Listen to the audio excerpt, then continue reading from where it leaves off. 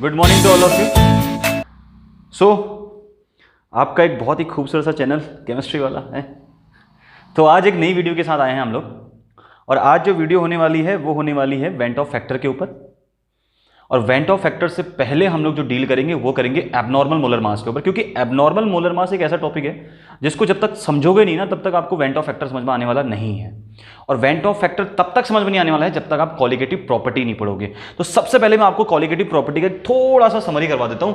और जो हमने कॉलिगेटिव प्रॉपर्टीज यानी कि अनुसंघिक गुणधर्म जो हमने पढ़े थे, उस अनुसंघिक गुणधर्म में सबसे पहले मुझे एक चीज बताओ ना, वहां से हमने एप्लीकेशन क्या देखी थी, उसका मतलब सबसे ज्यादा यूज क्या हो रहा है ना, सबसे ज्यादा उसका यूज क्या हो रहा है। कॉलिगेटिव प्रॉपर्टी का हम लोग यूज क्या पढ़ते हैं। अगर क्वेश्चन आता है कि write down the main application of colligative property, तो सबसे इंपॉर्टेंट जो वहां से उसकी प्रॉपर्टी आती है वो आती है कैलकुलेट द मोलर मास। मतलब हम लोग क्या करते हैं, वहां से मोलर मास को कैलकुलेट करते थे, याद है आपको, ठीक है। और जो हम मोलर मास को कैलकुलेट करते थे ना कॉलिगेटिव प्रॉपर्टी के अंदर, कॉलिगेटिव प्रॉपर्टी के अंदर हम लोग सिर्फ और सिर्फ एक ही चीज की बात करते थे, वो करते थे नॉन इलेक्ट्रोलाइट की। तो ये दो बातें याद रखना आप लोग, ठीक है। वहां पर हम क्या बात करते थे, नॉन इलेक्ट्रोलाइट की। अब नॉन इलेक्ट्रोलाइट क्या होता है, जो आयंस प्रोड्यूस नहीं करता, आयन प्रोड्यूस नहीं करेगा। मतलब आप जैसे ग्लूकोज को पानी के अंदर डालोगे तो वो आयंस नहीं देता है, वो अपने मॉलिक्यूल्स के अंदर डिवाइड हो जाता है, तो उसको हम बोलते हैं नॉन इलेक्ट्रोलाइट। तो वहां पर कॉलिगेटिव प्रॉपर्टी के अंदर सिर्फ हम लोग नॉन इलेक्ट्रोलाइट की बातें कर रहे थे, इलेक्ट्रोलाइट वहां पे नहीं थे। तो अब जो हम बात करने वाले हैं वेंट ऑफ फैक्टर, वो है इलेक्ट्रोलाइट्स के बेसिकली। अब हम इलेक्ट्रोलाइट के ऊपर बात करेंगे, ठीक है, यानी कि विद्युत अपघट्टी के ऊपर हम लोग बात करने वाले हैं। तो एप्लीकेशंस क्या थी सबसे इंपॉर्टेंट, भैया मोलर मास को कैलकुलेट करना। अब इस मोलर मास के अंदर क्या थी ना, जैसे ही वहां तो नॉन इलेक्ट्रोलाइट थे, तो नॉन इलेक्ट्रोलाइट में मोलर मास ऑलमोस्ट नॉर्मल था। लेकिन जैसे ही इलेक्ट्रोलाइट आए, तो इलेक्ट्रोलाइट क्या करते हैं, पानी में या किसी भी सॉल्वेंट के अंदर आयंस प्रोड्यूस करते हैं। तो आयन प्रोड्यूस करते हैं तो उनका मोलर मास क्या होने लग गया, एबनॉर्मल आने लग गया। उनका मोलर मास नॉर्मल नहीं, असामान्य आने लग गया, एबनॉर्मल आने लग गया। तो जिसको हम बोलते हैं एबनॉर्मल मोलर मास, डिस्कस करेंगे अभी। और उसको सही करने के लिए, मतलब जो मोलर मास एबनॉर्मल आ रहा था ना, उसको सही करने के लिए एक फैक्टर को जनरेट किया गया। और वो फैक्टर जनरेट किया था 1880 में या 1886, कुछ बुक में 86 लिखा हुआ है, कुछ बुक में 80 लिखा हुआ है, व्हाटएवर, कुछ भी आप लिख सकते हैं। तो 1886 में जो एक फैक्टर जनरेट किया गया था, वो फैक्टर था वेंट ऑफ फैक्टर। और वो वेंट ऑफ फैक्टर किसने दिया था, वो दिया था वेंट ऑफ एक साइंटिस्ट ने, ठीक है। अब इसको प्रोनाउंस कर लो, वेंट ऑफ कर लो या वॉन्ट ऑफ, कुछ लोग पढ़ देते हैं, ठीक है, कैसे भी उसको आप लोग प्रोनाउंस कर लो। तो वेंट ऑफ फैक्टर जो आया था वो 1886 में आई से जिसको हम लोग डिनोट करते हैं, और ये दिया था वेंट ऑफ ने। और ये क्यों आया था ये फैक्टर इसलिए आया था कि जो इलेक्ट्रोलाइट का मोलर मास चेंज हो रहा था ना, उसको सही करने के लिए, इस चीज के लिए हम वेंट ऑफ फैक्टर को लाए थे। अभी और डिटेल में बात करते हैं, देखो ध्यान से देखो। अब सबसे पहले जो हम टॉपिक में बात करने वाले हैं वो बात करने वाले हैं एबनॉर्मल मोलर मास की, ठीक है। इसको समझते हैं, एबनॉर्मल मोलर मास, इसको समझो पहले। यानी कि ये बात करेंगे हम लोग अपसामान्य अणुभार, ठीक है। इसके ऊपर बात करते हैं सबसे पहले। देखो जरा सपोज करो क्या होता है अपसामान्य अणुभार। देखो सपोज करो मैंने 3 सॉल्वेंट ले लिए, सॉल्वेंट 1, ठीक है, और सॉल्वेंट 2 और सॉल्वेंट 3। मैं 3 सॉल्वेंट ले लिए, ठीक है। ये सॉल्वेंट ए हो गया, ये सॉल्वेंट बी हो गया और ये सॉल्वेंट सी हो गया। 3 विलायक ले लिए। अब इनमें क्या किया, इसमें मैंने 2 पार्टिकल डाले, इसमें भी मैंने 2 पार्टिकल डाले, इसमें भी मैंने 2 पार्टिकल डाले। ध्यान से समझो इस चीज को, ठीक है, ध्यान से समझो। मैंने 2 पार्टिकल डाले ए सॉल्वेंट में, 2 पार्टिकल डाले बी सॉल्वेंट में, 2 पार्टिकल डाले सी सॉल्वेंट में, राइट, ठीक है। तो यहां 2 के 2 ही रहे, यहां कोई चेंज नहीं आया। जितने आपने पार्टिकल डाले, ये 2 पार्टिकल मैंने यहां पे डाले, ये 2 पार्टिकल्स थे अपने पास, तो इन 2 पार्टिकल को मैंने इसमें डाला, तो ये 2 के 2 ही रहे। यहां मैंने 2 पार्टिकल डाले, तो 2 के कितने हो गए, 4 हो गए। 2 के कितने हो गए, 4 हो गए। यहां मैंने 2 डाले, 2 से कितना हो गया, 1 हो गया पूरा। ये बड़ा वाला 1 बन गया, 2 जुड़ गए आपस में, 2 जुड़ गए, ठीक है। यहां भी 2 पार्टिकल डाले, राइट। सो यहां भी 2 पार्टिकल डाले मैंने, और यहां भी 2 पार्टिकल डाले, ठीक है। तो मैंने 2 पार्टिकल डाले, तो कहीं पर तो क्या हुआ, उतने ही पार्टिकल रहे, कहीं पर दोगुने हो गए, ट्वाइस टाइम, यानी कि डबल हो गया, और कहीं पर वो मिलकर 1 बन गया, ठीक है। अब सबको पता है इसको हम क्या बोलते हैं, इसको हम बोलते हैं भाई, इसको हम बोलते हैं नॉन इलेक्ट्रोलाइट। यहां पर क्या डाला होगा हमने, नॉन इलेक्ट्रोलाइट डाला होगा, ठीक है। ये नॉन इलेक्ट्रोलाइट का केस है। और ये दोनों ही केस किसके हैं, ये इलेक्ट्रोलाइट के केस है। ये किसके केस हो जाएंगे, इलेक्ट्रोलाइट के केस हो जाएंगे। ये विद्युत अपघट्टी वाला केस है, ठीक है, विद्युत अपघट्य। ठीक है, अब विद्युत अपघट्य क्या होता है? जो आयन देता है, ठीक है, जो क्या देते हैं? Ion, which gives ion in solution. Solution बोल लो, सॉल्वेंट बोल लो, यानी कि जो किसी सॉल्यूशन या सॉल्वेंट के अंदर अपने आयन देंगे। जैसे NaCl, नमक, नमक को आप पानी में डालो तो क्या देता है? Na+ प्लस Cl नेगेटिव देता है। तो इट मींस कि नमक क्या कर रहा है? पानी के अंदर आयन दे रहा है। तो इसलिए हम उसको क्या बोल देंगे? वो एक इलेक्ट्रोलाइट होगा, वो एक विद्युत अपघट्य होगा। बात क्लियर होगी इतनी? वो क्या होगा? एक विद्युत अपघट्य होगा। इतनी बात क्लियर हो गई? ठीक है, नॉर्मल सी बातें हैं। तो हमने क्या बोला बच्चे कि अगर आप किसी पार्टिकल को सॉल्वेंट के अंदर डालोगे तो अगर वो सेम रहते हैं, number of particles remaining same, कोई चेंज नहीं है, तो वो केस कौन सा होगा? विद्युत अनपघट्य का होगा। ठीक है, ये विद्युत अपघट्य का हो गया, ये क्या हो गया? विद्युत अनपघट्य का हो गया, है ना? मतलब यहां पर कोई चेंज नहीं आया, विद्युत अनपघट्य। ठीक है, यहां पर कोई चेंज नहीं आया। आपने 2 पार्टिकल डाले, आपको सॉल्वेंट के अंदर 2 ही मिले। ठीक है, तो यहां पर मोलर मास में कोई चेंज नहीं आएगा। ठीक है, no change in molar mass, no change in molar mass, यानी कि अणुभार में कोई परिवर्तन नहीं आएगा। ठीक है, मोलर मास को क्या बोलते हैं? क्या लिखेंगे? अणुभार अपरिवर्तनशील, मतलब अणुभार में कोई चेंज नहीं आया। ठीक है, जितना आपने सोचा था उतना ही उसका अणुभार रहा। ठीक है, ये थ्योरेटिकल वैल्यू हो गई। ठीक है, ये थ्योरेटिकल वैल्यू हो गई और ये ऑब्जर्व्ड वैल्यू होगी, कैलकुलेटेड हो गई। मतलब जितना आपने थ्योरेटिकली सोचा था, जितना आपने थ्योरेटिकली सोचा, उसका प्रैक्टिकली यानी कि उसका कैलकुलेट करके की, ऑब्जर्व करके भी वैल्यू उतनी निकल के आई। बात समझ में आ रही है? ठीक है, उसको मत समझो आप, जो मैं फालतू बातें बोल रहा हूं उसको मत सुनो। मैं क्या बोल रहा हूं कि यहां पर 2 पार्टिकल मैंने सॉल्वेंट के अंदर डाले तो सॉल्वेंट में कितने रहे? 2 रहे। इतनी बात क्लियर? तो इसको हम क्या बोलेंगे? नॉन इलेक्ट्रोलाइट, विद्युत अनपघट्य। क्यों विद्युत अनपघट्य बोलेंगे? क्योंकि यहां पर कोई आयन नहीं बने, कोई आयन नहीं बने। आयन नहीं बने तो पार्टिकल उतने ही रहे।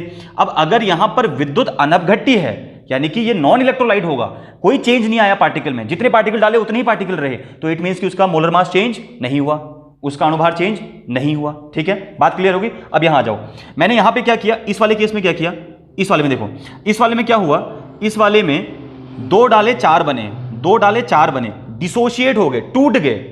जैसे आपने पानी में 1 नमक डाला, 1 नमक का पार्टिकल डाला, तो यहां कितने बन गए? यहां 2 बन गए। यहां तो आपने 1 डाला था, यहां कितने बन गए? 2 बन गए, एक Na+, एक Cl-। तो क्या हो गया? डिसोशिएट, टूट गया। तो जब कोई चीज टूटती है तो ज्यादा बनते हैं।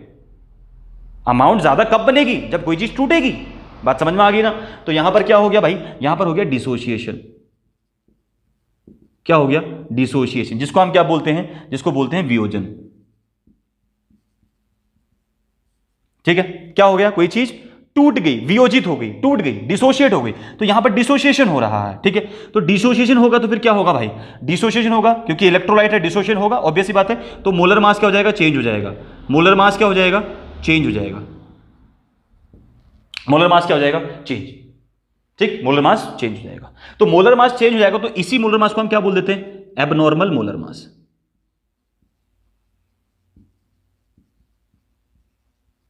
ठीक है, ये जो चेंज आया इसी को हमने बोल दिया असामान्य अणुभार। बात क्लियर? क्यों चेंज आया? क्यों चेंज आया? देखो, आपने 2 पार्टिकल डाले, कितने बने? 4 बने, तो मोलर मास क्या हो गया? कम हो गया। मोलर मास क्या हुआ बच्चे? कम हुआ। अभी बताते हैं कैसे कम हुआ। देखो, मोलर मास क्या हो जाएगा? यहां पे कम हो जाएगा। चेंज तो आया मोलर मास में, लेकिन मोलर मास में चेंज कैसा चेंज? चेंज 2 प्रकार का होता है। एक तो क्या हो गया कि मोलर मास जो पहले था वो बढ़ गया, या मोलर मास जो पहले था उससे घट गया। चेंज हुआ ना, या तो बढ़ेगा उससे या फिर कम हो गया। सपोज पहले 50 था तो 50 से ज्यादा हुआ कि कम हुआ, तो भाई साहब यहां पर 50 से कम हो जाएगा। यहां पर क्या हो जाएगा? मोलर मास कम हो जाएगा, यानी कि अणुभार क्या हो जाएगा? कम हो जाएगा। क्या बोलेंगे? अणुभार क्या हो गया बच्चे? कम हो गया। बात समझ में आ गई? ठीक है, अभी अणुभार क्या चीज होती है, कैसे, किस पे डिपेंड करती है, कब बढ़ेगी कब घटेगी, और बात करेंगे बहुत अच्छे से। बस जितना बोल रहा हूं उतना समझते जाओ। डिसोसिएशन होगा, वियोजन होगा, तो मोलर मास क्या हो जाएगा? चेंज। अब मोलर मास चेंज होगा तो इसका मतलब क्या हो गया? इसको हमने बोल दिया एबनॉर्मल मोलर मास। क्या बोल दिया? एबनॉर्मल मोलर मास, यही चीज होती है। अब ये जो एबनॉर्मल मोलर मास है ना, इसको हम बोल देंगे भाई यहां पर जो मोलर मास होगा डिक्रीज हो जाएगा। एबनॉर्मल तो है, यानी कि चेंज तो हुआ, कितना चेंज हुआ? पहले से कम हो गया। पहले से क्या हो गया? कम हो गया। क्लियर हो गई? अच्छा, अब यहां पर चलो इसको फिर बाद में बात करें, चलो लिख लेते हैं इसको भी। ठीक है, कॉलिगेटिव प्रॉपर्टी। यहां पर कॉलिगेटिव प्रॉपर्टी में चेंज आएगा क्या? बिल्कुल आएगा। देखो, कॉलिगेटिव प्रॉपर्टी में चेंज आएगा। कॉलिगेटिव प्रॉपर्टी जिसको हम बोलते हैं अणुसंख्य गुणधर्म। मैं इसको भी यहीं पर क्लियर करता हूं, देखो सारी चीजें यहीं पर क्लियर कर दूंगा मैं आपको। यहां पर अनुषंगी गुणधर्म क्या हो जाएंगे, बढ़ जाएंगे। यानी कि डिसोसिएशन के केस में हमेशा अनुषंगी गुणधर्म क्या होता है, इंक्रीज होता है। कॉलिगेटिव प्रॉपर्टी इंक्रीज करती है, मोलर मास डिक्रीज करता है। रिमेंबर, हमेशा याद रखो यार इस पॉइंट को, बहुत इंपॉर्टेंट पॉइंट है। कॉलिगेटिव प्रॉपर्टी क्या होती है, इंक्रीज होती है। मोलर मास क्या होता है, डिक्रीज होता है। ठीक है, मोलर मास क्या होगा, डिक्रीज। आप 100 वीडियो देख लो YouTube के अंदर, अगर ये सारा मटेरियल एक ही वीडियो के अंदर मिल जाए तो मेरा नाम बदल देना, ठीक है। नहीं मिलेगा आपको, मटेरियल बहुत अच्छा मिलेगा YouTube के अंदर, लेकिन सब एक लेक्चर के अंदर नहीं देते हैं वो लोग, ठीक है। तो एक बात याद रखना, मोलर मास क्या बोला हमने, घट जाएगा, और कॉलिगेटिव प्रॉपर्टी क्या होगी, बढ़ जाएगी। तो भैया कॉलिगेटिव प्रॉपर्टी बढ़ेगी तो इसका मतलब क्या हो रहा है, नंबर ऑफ पार्टिकल्स भी क्या हो रहे हैं, बढ़ रहे हैं। नंबर ऑफ पार्टिकल्स क्या हो रहे हैं, यहां से बढ़ रहे हैं।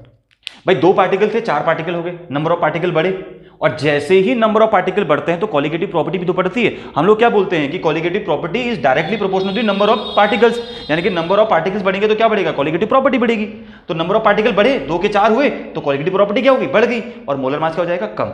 ऐसा क्यों हो रहा है, ऐसा इसलिए हो रहा है बच्चे, क्योंकि जो कॉलिगेटिव प्रॉपर्टी होती है ना, जो कॉलिगेटिव प्रॉपर्टी, देखो मैं डेल्टा को कॉलिगेटिव प्रॉपर्टी बोल रहा हूं यहाँ पे, ठीक है, मैं डिनोट कर दिया मैंने इसको, मैंने कॉलिगेटिव प्रॉपर्टी बोल दिया, कॉलिगेटिव प्रॉपर्टी बोल दिया, ठीक है। Colligative property is directly proportional to number of particle, number of particle and inversely proportional to molar mass. So इस बात को याद रखो, बस ये आपने बात याद रख ली तो फिर आपको सब याद हो गया। मैंने क्या बोला, डेल्टा बढ़ेगा तो क्या होगा, नंबर ऑफ पार्टिकल बढ़ेंगे, और डेल्टा बढ़ेगा, नंबर ऑफ पार्टिकल बढ़ेंगे तो मोलर मास क्या हो जाएगा, कम हो जाएगा। बात समझ में आ गई ना, मोलर मास क्या हो जाएगा, कम। भैया बड़ा पार्टिकल था वो छोटा हो गया, इतना बड़ा था और छोटा हो गया, तो छोटे वाले का मोलर मास क्या हो जाएगा, कम हो जाएगा। बड़ा पार्टिकल का मोलर मास ज्यादा होगा, छोटे वाले का मोलर मास कम हो जाएगा। बात समझ में आ गई। तो मोलर मास कम हुआ, कॉलिगेटिव प्रॉपर्टी बढ़ेगी, और नंबर ऑफ पार्टिकल भी क्या होंगे, यहां से बढ़ेंगे। और केस कौन सा होगा, डिसोसिएशन वाला केस होगा। इतनी बात समझ में आ गई। चलो ये केस कौन सा होगा, देखो यहां देखो, आप इस वाले केस में देखो, मैं इसको हटा दूं, इस वाले को, क्योंकि ये थोड़ा सा दिक्कत करेगा फिर। ये आपने नोट कर लिया होगा ना, दोनों ही इलेक्ट्रोलाइट वाले केस हैं। अब इस वाले में आ जाओ बच्चे, इस वाले में आ जाओ। यहां पर क्या हुआ, 2 ने मिलकर एक बड़ा बना दिया, 2 ने मिलकर एक बना दिया बड़ा, तो इसको हम क्या बोलेंगे, एसोसिएशन हो गया। यहां पे क्या हो गया बच्चे, एसोसिएशन हो गया, ठीक है। यहां पर क्या हो गया, एसोसिएशन हो गया, ठीक है। इसको हम क्या बोलेंगे, एसोसिएशन, जिसको हम बोलते हैं संगुणन, ठीक है। हिंदी में क्या बोल देते हैं, संगुणन हो गया, यानी कि संगुणित हो गए लोग, ठीक है। एक बन गया, 2 ने क्या कर दिया, एक बना दिया। तो 2 ने एक बनाया, देखो 2 छोटे थे, उन्होंने मिलकर एक बड़ा बना दिया, तो मोलर मास क्या हो जाएगा, बढ़ जाएगा। यानी कि मोलर मास में चेंज आया कि नहीं आया, आया, तो मोलर मास चेंज हो जाएगा, मोलर मास क्या हो जाएगा, चेंज हो जाएगा, ठीक है। मोलर मास चेंज होगा, लेकिन चेंज कैसा चेंज, बढ़ने वाला कि घटने वाला, मोलर मास बढ़ा कि घटा, कैसा चेंज आया, मोलर मास क्या हो गया, इंक्रीज हो गया।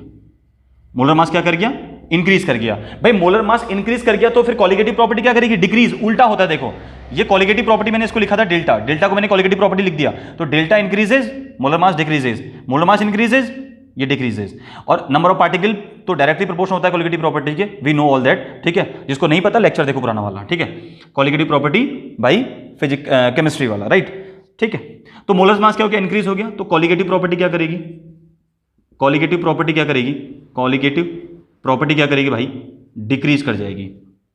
क्लियर है। तो कॉलिगेटिव प्रॉपर्टी डिक्रीज करेगी तो नंबर ऑफ पार्टिकल्स क्या होंगे, number of particles, number of particle समझ रहे हैं आप लोग, जो आप मिक्स कर रहे हैं उसके अंदर सॉल्यूट पार्टिकल जो होते हैं, नंबर ऑफ, ठीक है, सॉल्यूट पार्टिकल बोल सकते हैं। So number of particles also decreases. ये बातें याद रहेंगी आपको, इतनी बातें याद रहेंगी आपको, ठीक है बच्चे। ये अगर आपने समझ लिया ना, तो आपने आधा वेंट ऑफ फैक्टर, आधा एब्नॉर्मल मोलर मास खत्म यहीं पर। क्या बोला मैंने भैया, अगर कोई नॉन इलेक्ट्रोलाइट डालोगे, कोई नॉन इलेक्ट्रोलाइट सॉल्यूट डालोगे किसी सॉल्वेंट के अंदर, तो there is no any change, यहां पर कोई चेंज होने वाला नहीं है। जैसे आपने नॉन इलेक्ट्रोलाइट का मतलब, जैसे आपने डाल दिया, जैसे हमने ग्लूकोज डाल दिया, ठीक है, सो ग्लूकोज, आपने यूरिया डाल दिया, ठीक है, आपने शुगर डाल दिया, ठीक है, यानी कि सुक्रोज डाल दिया आपने, चलो मैं शुगर लिख देता हूं। तो आपने अगर ये डाले हैं तो ये पानी के अंदर आयन नहीं देते हैं, ये पानी के अंदर या किसी सॉल्वेंट के अंदर आयन प्रोड्यूस नहीं करेंगे। अगर ये आयन नहीं देंगे तो इसका मतलब जितना डालोगे उतना ही पानी के अंदर आपको मिल जाएगा। तो यानी कि यहां पर कोई चेंज नहीं आया, नंबर ऑफ पार्टिकल में कोई चेंज नहीं आया। तो नंबर ऑफ पार्टिकल में चेंज नहीं आएगा तो कॉलिगेटिव प्रॉपर्टी भी चेंज नहीं करेगी, कॉलिगेटिव प्रॉपर्टी चेंज नहीं करेगी तो मोलर मास भी चेंज नहीं होगा। बात समझ में आई। तो molar mass remaining same in that case. In case of non electrolyte, विद्युत अनपघट्टी के केस में क्या होगा, कोई मोलर मास में चेंज नहीं आएगा। But in case of electrolyte, ये दोनों ही इलेक्ट्रोलाइट के केस हैं, ये भी इलेक्ट्रोलाइट के केस है, ये भी इलेक्ट्रोलाइट के केस है। आपने 2 पार्टिकल डाले, 4 हो गए, डिसोशिएट हो गए, टूट गए, तो 4 बने तो उनका मोलर मास क्या हो जाएगा, चेंज हो जाएगा, उसी को हम बोलते हैं एबनॉर्मल मोलर मास। यानी कि मोलर मास क्या हो जाएगा, डिक्रीज हो जाएगा। भाई क्यों डिक्रीज करेगा, क्योंकि जब जब क्या होता है कॉलिगेटिव प्रॉपर्टी यानी कि नंबर ऑफ पार्टिकल बढ़ते हैं तो कॉलिगेटिव प्रॉपर्टी भी बढ़ती है। तो नंबर ऑफ पार्टिकल इंक्रीज किया, कॉलिगेटिव प्रॉपर्टी इंक्रीज करी और मोलर मास उनके इनवर्सली प्रोपोर्शनल होता है, यानी कि वो क्या हो जाएगा, डिक्रीज हो जाएगा। सेम इस वाले केस में। इतनी बातें समझ में आ गई ना, ठीक है। तो ये एसोसिएशन और डिसोसिएशन के बाद जो चेंज आ रहा है मोलर मास में, ठीक है, एसोसिएशन और डिसोसिएशन की वजह से, देखो मोलर मास में चेंज किसकी वजह से आ रहा है, या तो एसोसिएशन हो रहा है, या फिर क्या हो रहा है, डिसोसिएशन हो रहा है। तो एसोसिएशन और डिसोसिएशन की वजह से जो चेंज आता है उसी को हम बोल देते हैं एबनॉर्मल मोलर मास। यानी कि एसोसिएशन और डिसोसिएशन की वजह से जो मोलर मास में चेंज आ रहा है, एसोसिएशन और डिसोसिएशन की वजह से जो मोलर मास में चेंज आ रहा है उसको हमने क्या बोल दिया, एबनॉर्मल मोलर मास। लिखते हैं एक लाइन में इसकी डेफिनेशन राइट नाउ, इसको लिखते हैं, ठीक है। इतनी बात समझ में आ गई, ठीक है, वेरी गुड। लिखते हैं molar mass calculated by colligative property. मैं आपको 2 डेफिनेशन लिखा दूंगा इसकी, ठीक है। Calculated by colligative properties that is either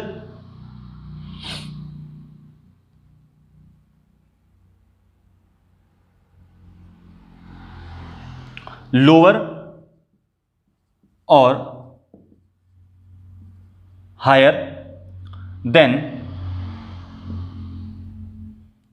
the expected और normal value is called abnormal molar mass.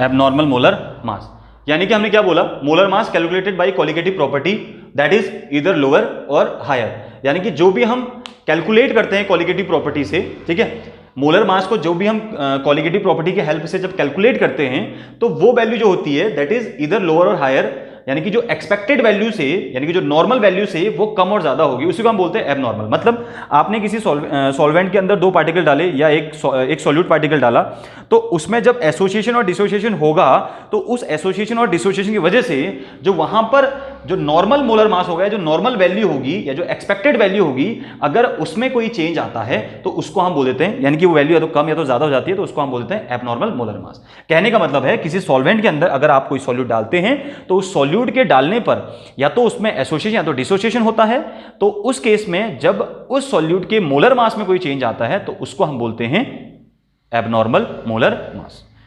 किसी सॉल्वेंट में किसी सॉल्यूट को डालने पर यदि एसोसिएशन और डिसोसिएशन यानी कि वियोजन या संगुलन के कारण उस विलेय या सॉल्यूट के मोलर मास यानी कि अणुभार में कोई परिवर्तन आता है तो उसको हम बोल देते हैं एबनॉर्मल मोलर मास। तो इससे आसान तरीका कुछ है नहीं अपने पास, ठीक है। इसको थोड़ा सा हिंदी में लिख लेते हैं हम लोग, एक लाइन हिंदी में लिख लेते हैं। हिंदी में हम लोग क्या लिखेंगे, अणुसंख्यिक गुणधर्म के आधार पर, अणुसंख्य गुणधर्म के आधार पर निर्धारित किसी पदार्थ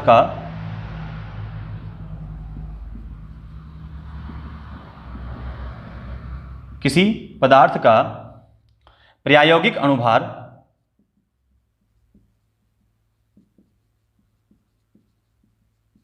ठीक है। अब मैंने एक वर्ड लिखा है यहां पर प्रायोगिक अणुभार, तो प्रायोगिक को जो हम लोग बोलते हैं यानी कि जो हमने ऑब्जर्व किया था, ठीक है, इसको हम लोग ऑब्जर्व बोल सकते हैं या फिर ऑब्जर्व मोलर मास, जो हमने ऑब्जर्व किया था, ठीक है। क्या बोला, प्रायोगिक अणुभार उसके सामान्य अणुभार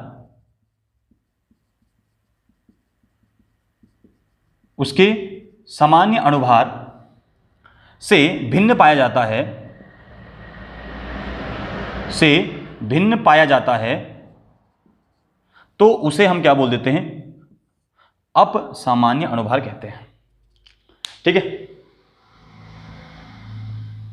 क्या बोला हमने, क्या लिखा है हमने, यहां से पढ़ लो एक बार। अणुसंख्यिक गुणधर्म के आधार पर निर्धारित किसी पदार्थ का प्रायोगिक अणुभार उसके सामान्य अणुभार से भिन्न पाया जाता है, ठीक है, ठीक, यानी कि प्रायोगिक अणुभार को हम क्या बोल देते हैं, असामान्य अणुभार भी बोल देते हैं। तो यह है इसकी डेफिनेशन, यानी कि अणुसंख्यक गुणधर्म के आधार पर निर्धारित किसी पदार्थ का प्रायोगिक अणुभार उसके सामान्य अणुभार से भिन्न पाया जाता है तो उसे अपसामान्य अणुभार कहते हैं। बहुत सारे बच्चों को डेफिनेशन समझ में नहीं आएगी क्योंकि सब्जेक्टिव लैंग्वेज है, थोड़ी समझ में नहीं आती है। तो एक और तरीके से हम इसको लिख सकते हैं, मैं आपको और आसान तरीका बता देता हूं, ठीक है, ध्यान से समझो। हमने क्या बोला, हमने एक सॉल्वेंट लिया, इस सॉल्वेंट के अंदर जब हम कोई सोल्यूट को ऐड करते हैं तो इस सोल्यूट को डालने पर सॉल्वेंट में, उस सॉल्वेंट के अंदर क्या होगा, या तो एसोसिएशन होगा, ठीक है, या फिर क्या होगा, डिसोसिएशन होगा। तो एसोसिएशन और डिसोसिएशन की वजह से जो मोलर मास में चेंज आएगा, मोलर मास में क्या आएगा, चेंज आएगा, उसी को हम बोल देते हैं abnormal molar mass, abnormal molar mass. Clear हो गई बात, ठीक है। अपसामान्य मोलर मास क्या होगा, जब किसी विलेय को आप किसी विलायक के अंदर डालते हो तो विलेय का जब विलायक के अंदर या तो वियोजन होगा या संगुलन होगा, तो वियोजन और संगुलन के कारण उस विलेय पदार्थ के अणुभार में जो अंतर आता है उसी को हम बोल देते हैं अपसामान्य अणुभार, ठीक है। अब इससे ज्यादा आसान तरीका क्या हो सकता है बताइए, है ना। अच्छा, तो अब ये जो चेंज आया ना, इस चेंज को एक लाइन में फिर से समझते हैं। देखो हमने क्या बोला था, delta is equal number of particles, number of particle is indirectly proportional to molar mass. तो ये वाला फंडा आप याद रखें, इसको हमने कॉलिगेटिव प्रॉपर्टी बोल दिया था यहां, इसको हमने क्या बोल दिया, कॉलिगेटिव प्रॉपर्टी हमने इसको यहां बोल दिया। बात क्लियर होगी, यहां हमने इसको क्या बोल दिया, कॉलिगेटिव प्रॉपर्टी हमने यहां इसको बोल दिया। तो अब हमने क्या बोला भाई, कॉलिगेटिव बढ़ेगी, कॉलिगेटिव प्रॉपर्टी अगर चेंज होगी तो कॉलिगेटिव प्रॉपर्टी चेंज होने के साथ साथ क्या होगा, नंबर ऑफ पार्टिकल भी चेंज होंगे। यानी कि कॉलिगेटिव प्रॉपर्टी बढ़ी तो नंबर ऑफ पार्टिकल क्या होंगे, बढ़ेंगे, और अगर नंबर ऑफ पार्टिकल बढ़े तो भैया मोलर मास क्या हो जाएगा, डिक्रीज हो जाएगा। मोलर मास क्या होगा, डिक्रीज होगा कि नहीं होगा, ठीक है, यही बात तो हमने बोली थी, ठीक। चलिए इतनी बात समझ में आ गई आप लोगों को, यहां तक की बात क्लियर होगी, ठीक है। यहां तक किसी को डाउट है तो कमेंट सेक्शन में आप लोग मुझे बता सकते हैं कि सर यहां पे डाउट हो रहा है। चलिए थोड़ा सा इसमें फिल कर लेते हैं। चलो अब इसके बाद नेक्स्ट जो हम लोग देखने वाले हैं, नेक्स्ट देखते हैं इसका अगला टॉपिक, बात करते हैं भाई एबनॉर्मल मोलर मास को हम लोग कैसे सही करें, हैं। एबनॉर्मल मोलर मास को हमको सही रखना है, मतलब वैल्यू जो आ रही है ना, वो जो मोलर मास में चेंज आ रहा था उसको सही करना है। तो कैसे सही करेंगे, उसके लिए एक फैक्टर जनरेट किया गया, उसके लिए क्या किया गया, एक फैक्टर जनरेट किया गया, और उस फैक्टर के बेसिस पे हम लोगों ने बात करी। देखो नेक्स्ट हम लोग लिखेंगे वेंट हॉफ फैक्टर। यार ये तो बहुत इंपॉर्टेंट है यार, यहां से बच्चे बहुत क्वेश्चन पूछते हैं, ठीक है। वेंट हॉफ गुणांक बोल लो या इसको कारक लिख लो, ठीक है। ये क्या होता है, इसको हम डिनोट करते हैं आई से। किससे डिनोट करते हैं, आई से डिनोट करते हैं। अब इसको हम लोग कैसे समझेंगे कि वेंट ऑफ फैक्टर क्या चीज है भाई। सबसे पहले जो फैक्टर आया था ना, ये फैक्टर गिवन बाई, ये दिया किसने था, given by van't Hoff, van't Hoff जो कि नाम से आपको क्लियर हो रहा होगा, वेंट हॉफ इन 1886। 1886 में ये फैक्टर दिया था वेंट हॉफ ने, और ये फैक्टर करता क्या है ना, ये फैक्टर एक तरह से इंट्रोड्यूस किया गया था कि जो एबनॉर्मल मोलर मास आ रहा था उसको नॉर्मल करने के लिए, उसको सही करने के लिए, उसको ठीक करने के लिए। हमने क्या बोला था कि जब हमने किसी सॉल्वेंट के अंदर 2 पार्टिकल डाले तो वो या तो 4 हो रहे थे या फिर क्या हो रहे थे, या 1 बन जा रहा था, पूरा एसोसिएट होके बन जा रहा था। तो इसकी वजह से मोलर मास में क्या आ रहा था, चेंज आ रहा था। मोलर मास क्या हो रहा था, मोलर मास चेंज हो रहा था, है ना, मोलर मास चेंज हो रहा था। तो इस चेंज को हम कैसे सही करें, इसके लिए आई फैक्टर को लाया गया। इसके लिए क्या किया गया, आई फैक्टर को लाया गया, यानी कि वेंट हॉफ फैक्टर को लाया गया। इस वेंट हॉफ फैक्टर की वजह से इस जो मोलर मास में जो चेंज आ रहा था उसको हमने सही करने की कोशिश करी, ठीक। यानी कि जो एबनॉर्मल मोलर मास था उसको नॉर्मल मोलर मास में कन्वर्ट करने के लिए एक फैक्टर जनरेट किया गया, उसको बोला गया वेंट हॉफ फैक्टर, ठीक है। तो एबनॉर्मल मोलर मास के बाद इसका जनरेशन हुआ था।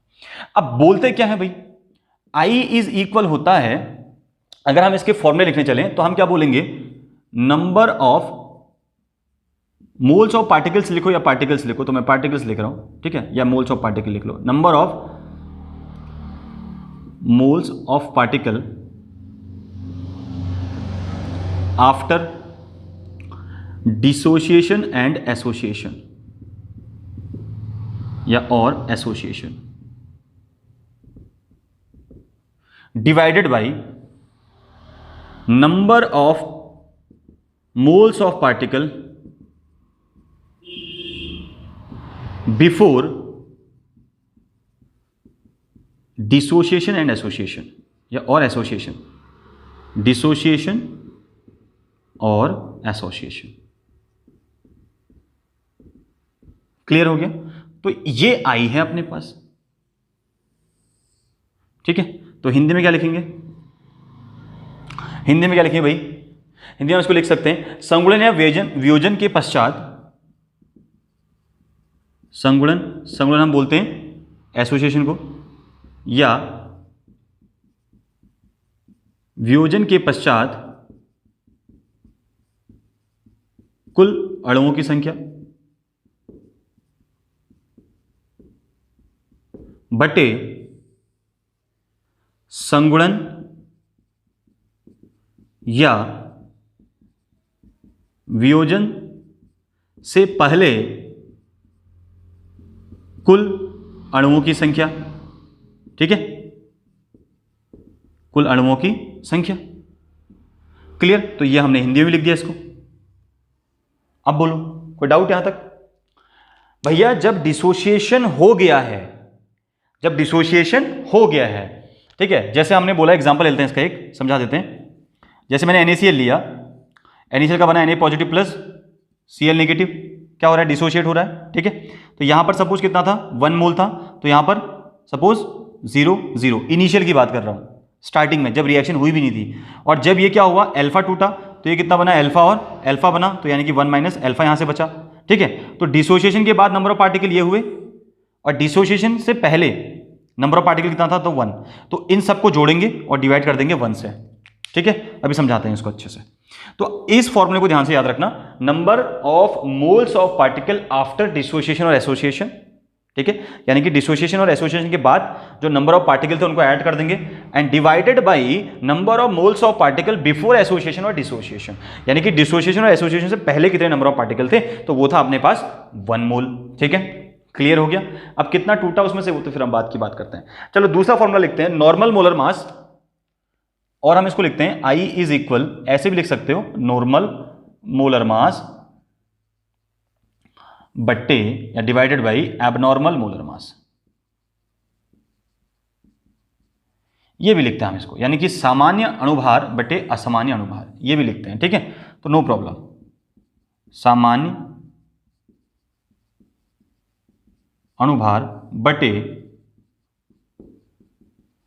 असामान्य अणुभार, ये भी लिखते हैं फॉर्मूले में। तो मैं हिंदी इंग्लिश दोनों में लिख रहा हूं, नो प्रॉब्लम, आप लोग आराम से समझ सकते हैं, ठीक है, समझ में आ रहा है, ठीक है। या फिर क्या लिख दो इसको, या एक और तरीके से हम लिख सकते हैं I is equal observed colligative property, observed colligative property divided by calculated colligative property, calculated colligative property. अब हिंदी में क्या बोलेंगे इसको, ठीक है। ऑब्जर्व्ड को हम लोग बोल देते हैं प्रायोगिक, और एक अणुसंख्यक गुणधर्म का प्रायोगिक मान बटे एक अणुसंख्यक गुणधर्म का सामान्य मान, ठीक है। हिंदी में लिख देंगे इसी को, अणुसंख्य गुणधर्म का प्रायोगिक मान डिवाइडेड बाय अणुसंख्य गुणधर्म का सामान्य मान, ठीक है। तो ये भी हम इसको लिख सकते हैं, नो प्रॉब्लम। तो इतने तरीके हैं लिखने के कॉलिगेटिव प्रॉपर्टी, नहीं, वेंट ऑफ फैक्टर को। सो वेंट ऑफ फैक्टर आईसी नोट करते हैं 1886 में लाया गया था एबनॉर्मल मोलर मास को नॉर्मल करने के लिए, सही करने के लिए, ठीक करने के लिए, ठीक है, ताकि कॉलिगेटिव प्रॉपर्टी सारी अपने आप सही हो जाएं और सारे मोलर मास जो है वो सही तरीके से हम निकाल सकें। तो आई को हमने बोला भाई आई कैसे निकालेंगे, number of moles of particles या number of particles after the dissociation association, टूटने के बाद या जुड़ने के बाद जितने नंबर ऑफ पार्टिकल्स होंगे उतना divided by number of moles of particles before dissociation association, जो स्टार्टिंग में हमारे पास होंगे, ठीक है।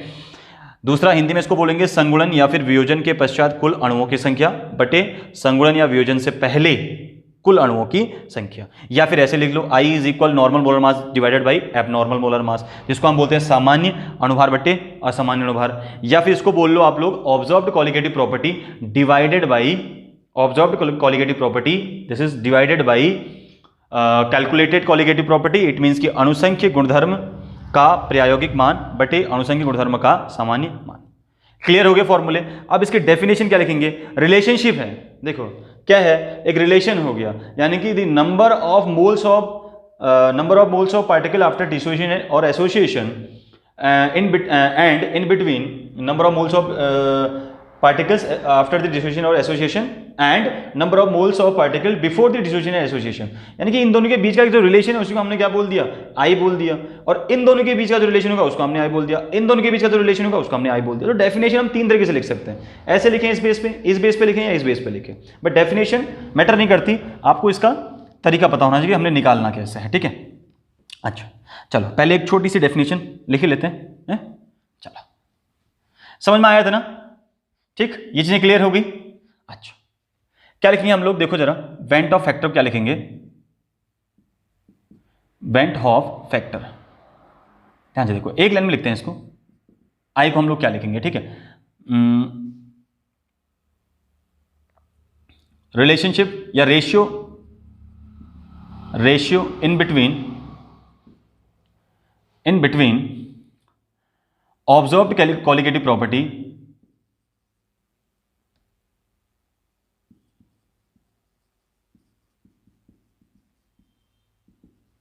observed colligative property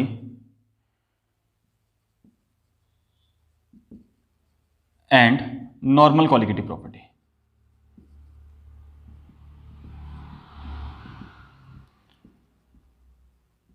ये तो बोलेंगे भाई किसी ऑब्जर्व्ड कॉलिगेटिव प्रॉपर्टी और नॉर्मल कॉलिगेटिव प्रॉपर्टी के बीच का जो रिलेशन या रेशियो होगा उसको हम क्या बोल देते हैं, वेंट ऑफ फैक्टर बोल देते हैं, ठीक है। हिंदी में क्या लिखेंगे, किसी अणुसंख्य गुणधर्म के प्रायोगिक, किसी अणुसंख्य गुणधर्म के प्रायोगिक तथा सामान्य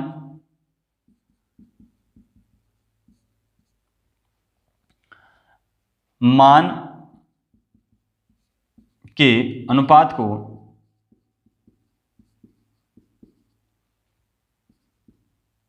वेंट हॉफ कारक या गुणांक कहते हैं, ठीक है, इसे हम लोग आई से डिनोट करते हैं। तो किसी अणुसंख्य गुणधर्म के प्रायोगिक तथा सामान्य मान के अनुपात को वेंट हॉफ फैक्टर कह देते हैं। अब इस बेस पे लिख लो या बाकी दो डेफिनेशन के बेसिस पे लिख लो, और इसे हम लोग आई से डिनोट करते हैं, दैट्स इट।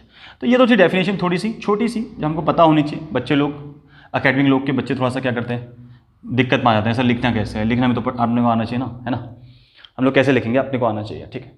चलो तीन केस की बात करते हैं फिर से। अगर हम बात करें नॉन इलेक्ट्रोलाइट की, ठीक है, और एक हम बात करें इलेक्ट्रोलाइट की। इलेक्ट्रोलाइट में दो केस होंगे, या तो एसोसिएशन होगा या क्या होगा, डिसोसिएशन होगा, ठीक है, या एसोसिएशन या फिर डिसोसिएशन, यानी कि या तो अपने पास संगुणन होगा, ठीक, और या वहां से वियोजन होगा, ये दोनों ही केस हो सकते हैं यहाँ पे। और यहाँ पे विद्युत अनपघट्य होगा कोई, तो इस केस में तो हमेशा आई की वैल्यू क्या रहेगी, 1 रहेगी।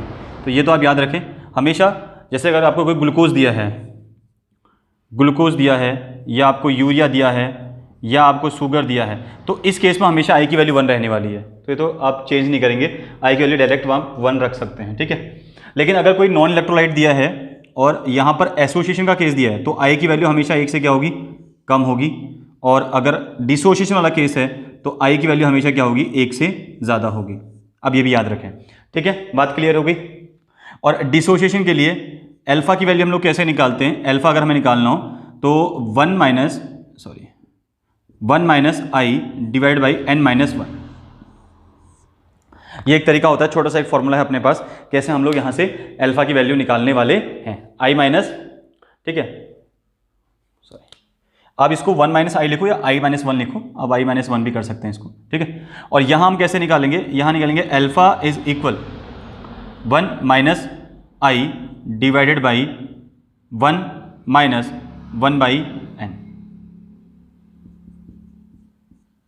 ठीक है। तो ये दो तरीके हैं अपने पास, फटाफट से इन दो तरीकों को देख लो अच्छे से कि कौन सा तरीका क्या कहना चाह रहा है। एक तरीका तो कहना चाह रहा है कि हम लोग क्या कर सकते हैं, यहां से अल्फा की वैल्यू निकाल सकते हैं i minus 1 divided by n minus 1, और यहां से हम अल्फा की वैल्यू निकाल सकते हैं, अल्फा होता है degree of dissociation, alpha is equal degree of dissociation.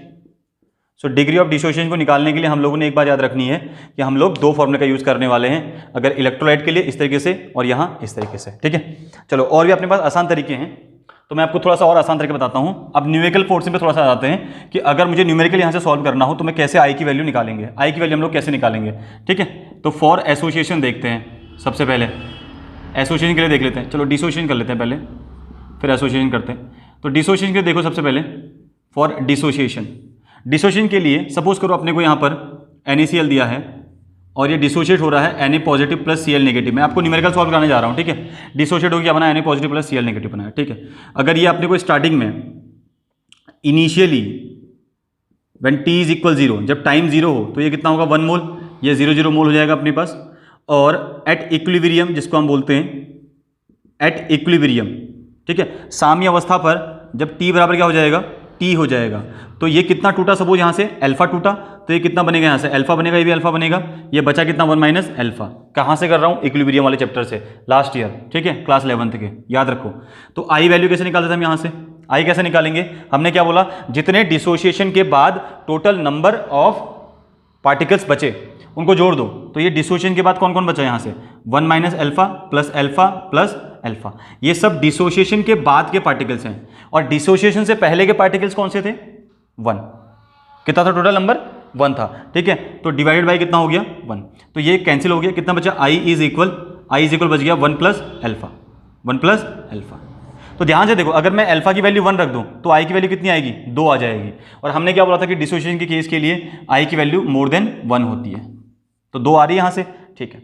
अब ध्यान रखो, अगर आपको क्वेश्चन में ये दिया हो, अगर न्यूमेरिकल में ये दिया हो कि NaCl 100% डिसोशिएट हो रहा है, NaCl क्या हो रहा है, 100% डिसोशिएट हो रहा है, तो आप तब कैसे निकालोगे, कैसे 100% डिसोशिएट हो रहा है तो फिर कैसे निकालेंगे भाई।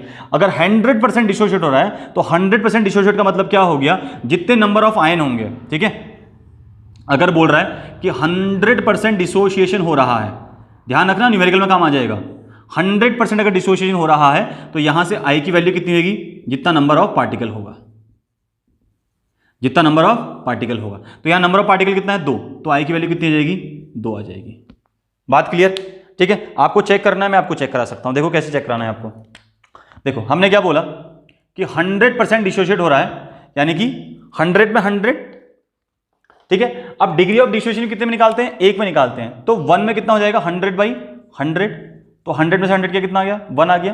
तो इस वैल्यू को यहाँ पर पुट कर दो, इस वैल्यू को यहाँ पर इस फॉर्मूले में पुट करो, तो आई इक्वल कितना हो जाएगा, 1 प्लस अल्फा, अल्फा की वैल्यू कितनी आई, 1, यहाँ से अल्फा की वैल्यू कितनी आई, 1, तो आई इज इक्वल 1 प्लस 1 कितना आया, 2, दिस इज 2।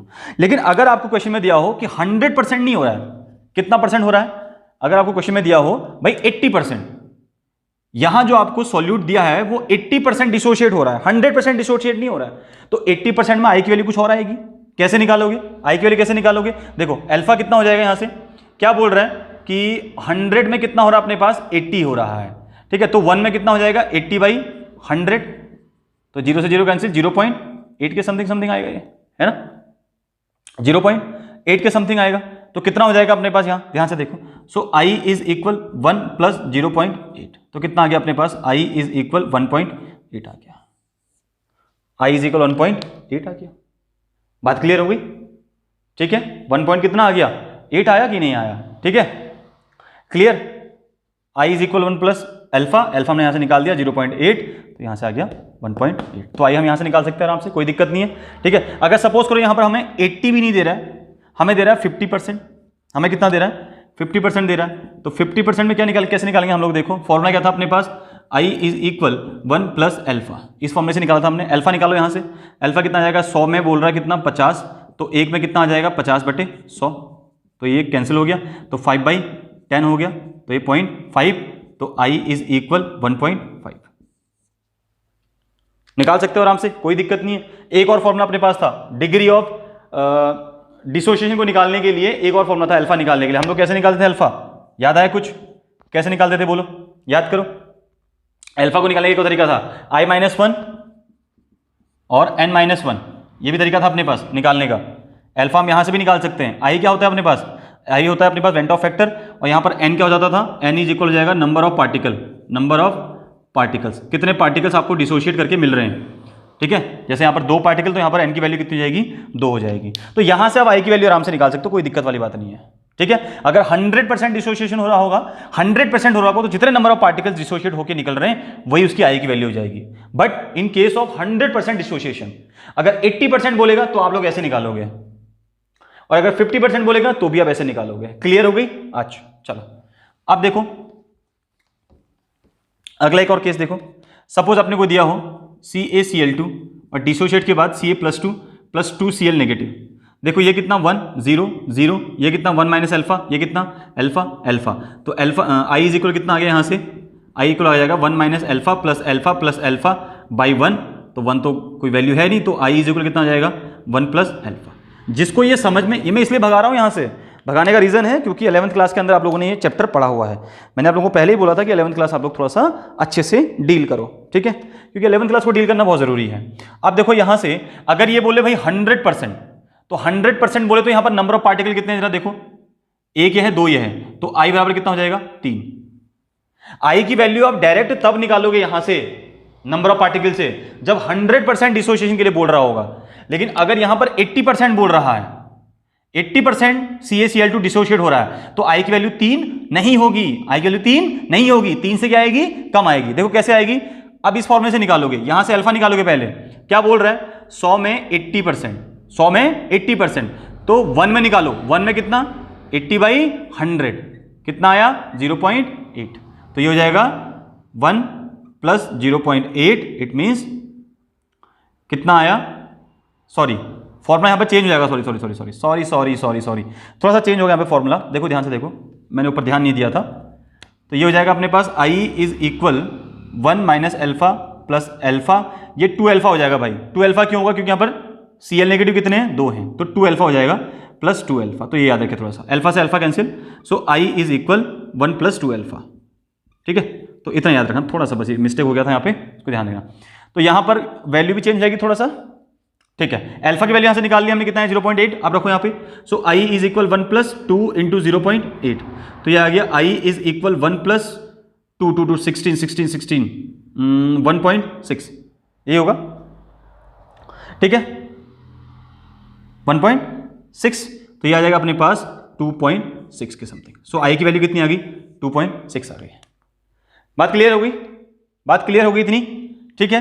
तो आई की वैल्यू निकाल सकते हैं आराम से यहाँ से। और अगर यहाँ पर 50% बोलेगा तो वैल्यू निकालोगे पहले अल्फा की, फिर यहाँ रखोगे इसको, फिर निकालोगे आई।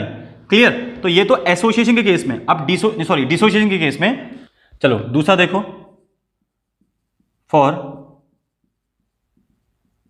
एसोसिएशन, संगुणन, जिसको हम क्या बोलते हैं? संगुणन।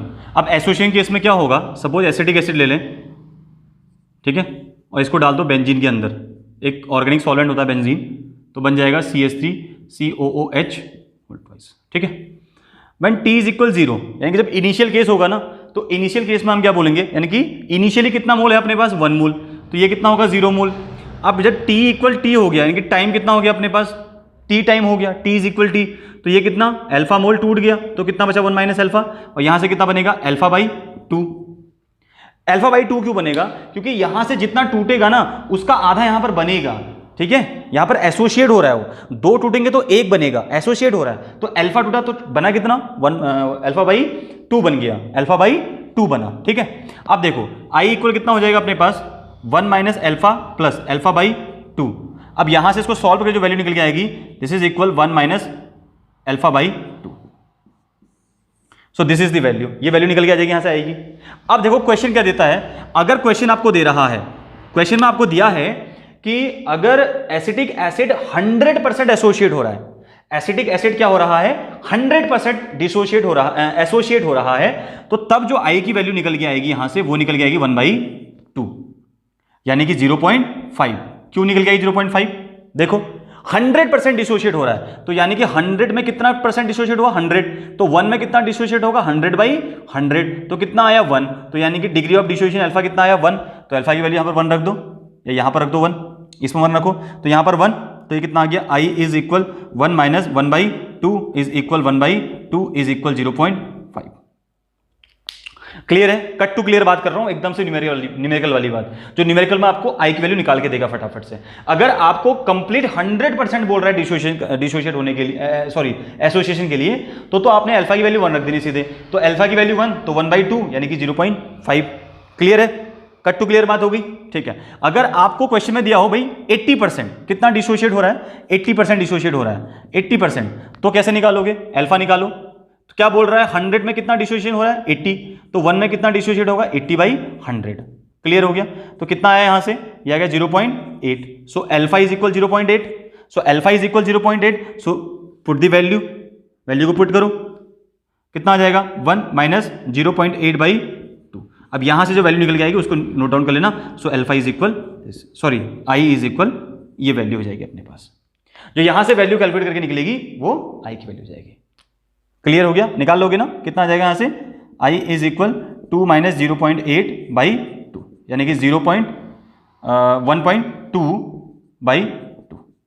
ठीक, निकालोगे आराम से, कोई दिक्कत नहीं है।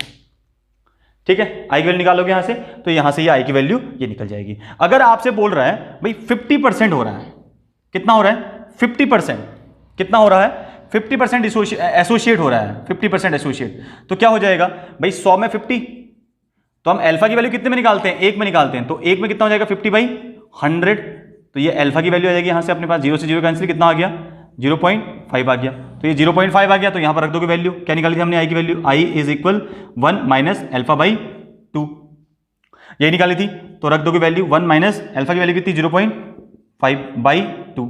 सो आई की वैल्यू यहां से आराम से निकल जाएगी। तो सबको आई की वैल्यू निकालनी आ गई, कैसे हम लोग एसोसिएशन और डिसोसिएशन के लिए निकालेंगे, और सबको पता है ग्लूकोज, यूरिया और शुगर, ये जो नॉन इलेक्ट्रोलाइट होती हैं, इनके लिए आई की वैल्यू हमेशा क्या होगी 1 होगी। ठीक, क्लियर होगी बातें? अच्छा, अब एक लास्ट चीज में इसमें बात करते हैं, लास्ट पॉइंट जो अपने पास था, लास्ट पॉइंट क्या था अपने पास, देखो वेंट हॉफ फैक्टर आई, अगर हम कहां पे यूज करेंगे इसको, मैं सारी क्वालिटेटिव प्रॉपर्टी लिख रहा हूं।